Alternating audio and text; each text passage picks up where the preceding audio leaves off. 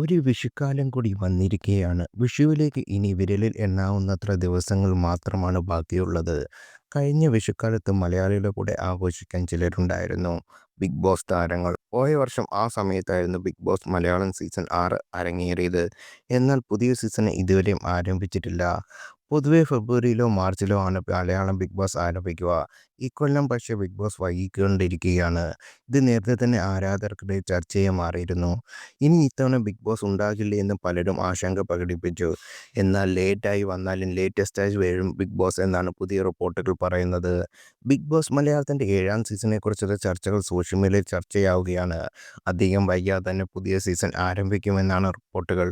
ഇപ്പോഴത്തെ big boss ആരാധകർ സുപരിചിതയായ YouTuber രേവതിയുടെ പ്രതികരണം ചർച്ചയാവുകയാണ്. ബിഗ് ബോസുമായി ബന്ധപ്പെട്ട ഏറ്റവും വിശ്വസനീയമായ സോഴ്സും ഏറ്റവും വലിയ റിവ്യൂവുമാരിൽ ഒരാളുമാണ് രേവതി.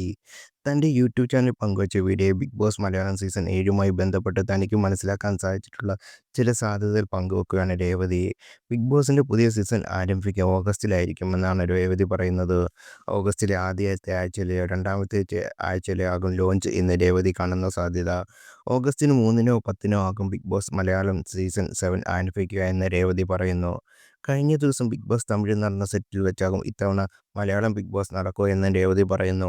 അതേസമയം ഏതാണ്ട് അതേ സമയത്താകും തമിഴിലെ പുതിയ സീസൺ ആരംഭിക്കുക. തമിഴ് ബിഗ് ബോസ് നടക്കുന്ന പുതിയൊരു സെറ്റിലായിരിക്കുമെന്ന് രേവതി സാധ്യത കൽപ്പിക്കുന്നു. നേരത്തെ ബിഗ് ബോസ് മലയാളം സീസൺ 7ൻ്റെ അവതാരകനെ ചൊല്ലി ചില ആശങ്കകളുണ്ടായിരുന്നു. മോഹൻലാൽ ഷോയിൽ നിന്ന് പിന്മാറുകയായിരുന്നു എന്നാണ് റിപ്പോർട്ടുകൾ പറഞ്ഞിരുന്നത്. മോഹൻലാലിന് പകരക്കാരനായി പലരുടെയും പേരുകൾ സോഷ്യൽ മീഡിയയിൽ ഉയർന്നു വന്നു. എന്നാൽ അത്തരം ആശങ്കകളൊന്നും വേണ്ട. ഇത്തവണയും ബിഗ് ബോസ് മലയാളത്തിൻ്റെ അവതാരകൻ മോഹൻലാൽ തന്നെയായിരിക്കും.